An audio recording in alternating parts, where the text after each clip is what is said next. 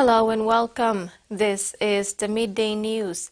Police Commissioner David Menin has offered condolences on behalf of the Royal Papua New Guinea Constabulary to the families of the pilot and 4 passengers who died in the plane crash on Sunday, 22nd December. In his latest statement, Menin said rescue personnel will remain in the staging area overnight and work to gain improved access to the crash site today to prepare space for where the bodies can be removed. Menin says official information will continue to be provided when it becomes available. He asked the public not to circulate unverified information on social media. Menin stated further that a medical team was winched into the crash site yesterday morning and confirmed that all on board were deceased. Truka Industries has donated 3,610 kilograms of rice during its charity Christmas drive this month. The company also visited the children's wards in 3 major hospitals in the country to bring Christmas cheer to the patients and their caregivers. The purpose of this donation drive was to give back to members of the community who were unable to be part of the Christmas festivities. This program has been an annual activity that Truka Industries had been carrying out for 10 years. Sister in charge of the Engau Children's Malnutrition Ward, Sister Norman, said the donation of electrical appliances was very timely as they desperately needed the items. Prime Minister James Marape has acknowledged the initiative taken by private citizens to clean up Lae City in Morobe Province. Groups of concerned individuals in PNG's industrial hub volunteered their time to clean Lae's top town, Eriku and Market on Saturday, December 21st and Sunday, December 22nd, following an appeal by a community leader. Prime Minister Marape applauded the city, saying if all of us stop throwing rubbish, including buai, rubbish, stop graffiti and live peacefully with each other, PNG can be a better place. He added that the gesture depicts the nation's character as we step into our 50th in 2025. The Prime Minister said keeping the streets and neighborhood clean and safe are examples of rendering service to our country. In regional news, a total fire ban has been declared across all of Victoria on Boxing Day, with authorities expecting the most extreme fire conditions since the Black Summer bushfires 5 years ago. Several bushfires are already burning across the state, but it's the 43,000-hectare bushfire in the Grampian State Forest that remains the focus of firefighting efforts. Edge of the Grampians, Graham Nicholson could find himself in the firing line on Thursday evening. Probably not the actual fire, but ember attack potentially is the risk that we face here.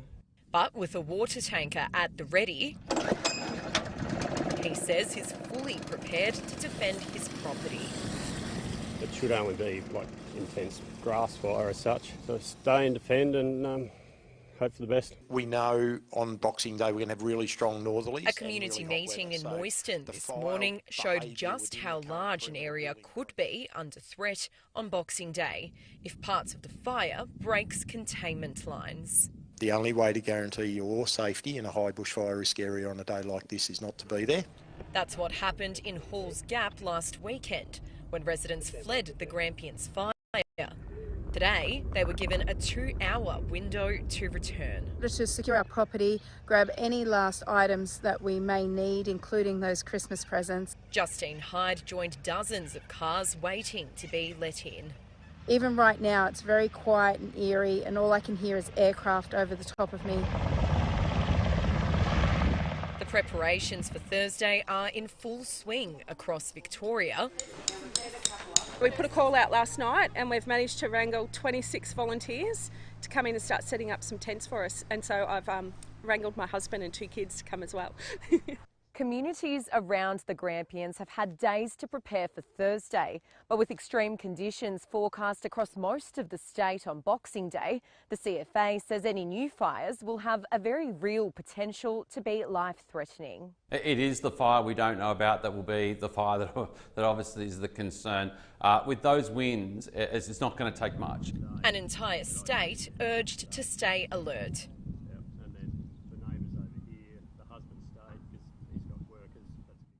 They were once troubled teens. Now 2 young men in the Northern Territory outback are making an impact, helping kids on the street late at night.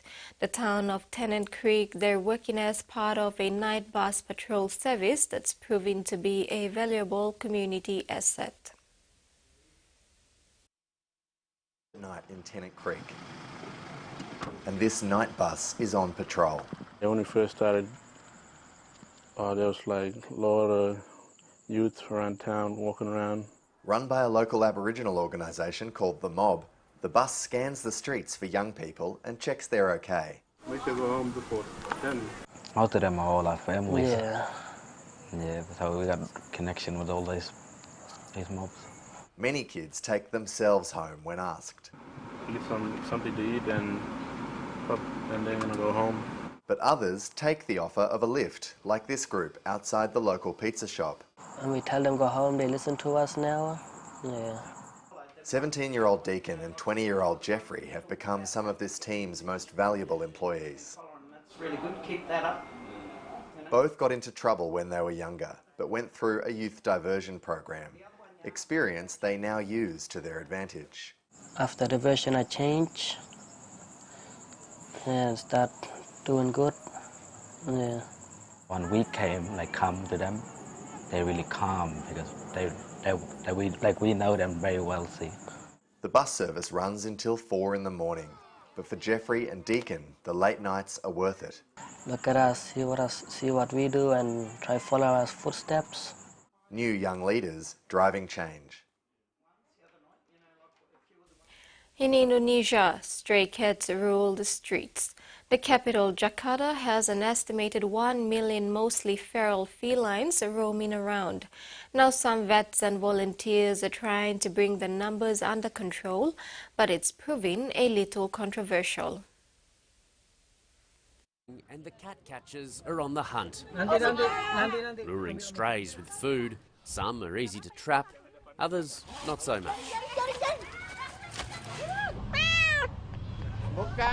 I don't own any cats. People just come here and dump tiny kittens, and I take care of them and feed them. There are now 15 of them. Jakarta's government estimates there are 860,000 cats in the central part of the city, about 1 for every 10 people. But add in the surrounding districts in this metropolis, and you're looking at well over 1.5 million cats. Oh, it's all over in Indonesia. It's not only a problem in Jakarta, but it's also a problem in every big cities in Indonesia. Vivi Sebayang runs an organisation that sterilises stray cats. She works with vets who share her concerns about overpopulation and perform operations in their spare time. This sort of spaying surgery exists here in a bit of a grey zone. It's not that it's illegal, it's just that it's a bit controversial. Vivi's organisation provides this service at a much cheaper rate than vet clinics. Some veterinarians accuse her team of undercutting their profits and say the operations aren't up to standard. It's a claim she disputes. It's become grey area, that's why it feels like undercover, but for me it's the best way to solve the problem. Government authorities sometimes also hold cat spaying events, but solving Jakarta's cat problem is a slow crawl, one operation at a time. In sports, Sam Constance has received an early Christmas present, a Boxing Day debut to become the 468th Australian men's test player and the youngest since Captain Pat Cummins at 18. Coach Andrew McDonald has put full confidence in the 19-year-old, but Travis Head remains under an injury cloud as the Aussies prepare for a crucial fourth test against India. Happy, up and about, talented teen. Very good. Merry Christmas for tomorrow. And it was soon clear as to why. Composed, relaxed, knows his game, in a good place at the moment. So, and he'll play Boxing Day, so I'll get that one out of the way. Sam Constance has officially been confirmed as the man to partner Usman Khawaja at the top of the order. What he's shown is a array of shots, the ability to put pressure back onto opponents. With the ledger sitting at 1-1, Australia need to put the pressure back on India. And they're hoping their most informed batter, Travis Head, will be there. Head is the leading run scorer for the series, but he's been battling a small quad strain. The South Australian did train today, but he's still not in the clear. Has he got some things to work through? Yeah, he has. So that's what you would have seen. There's no concern at the moment. Has he been officially ticked off? I'm not sure. The rest of the team will be announced tomorrow. Still, McDonald couldn't help giving away the return of a Boxing Day hero. I don't think I'm coming to the ground Boxing Day if Scotty's not in the 11. As for the visitors, no one can question the loyalty of their fans who line the nets outside the MCG. But who they can expect to see out in the middle come Thursday remains to be seen. We are certainly considering the factor, the weather factor and all of that. Whatever we have to do to make the best possible 11 on this in these conditions, we'll try and do that, whether it is playing an extra spinner or not. It's been no secret, it's been well publicised. The Indian cricket team has had a few run-ins with the Australian media, but when Rohit Sharma was asked about it today, he had no concerns. I'm not aware of what kind of treatment has... Preparation that set up a fiery match.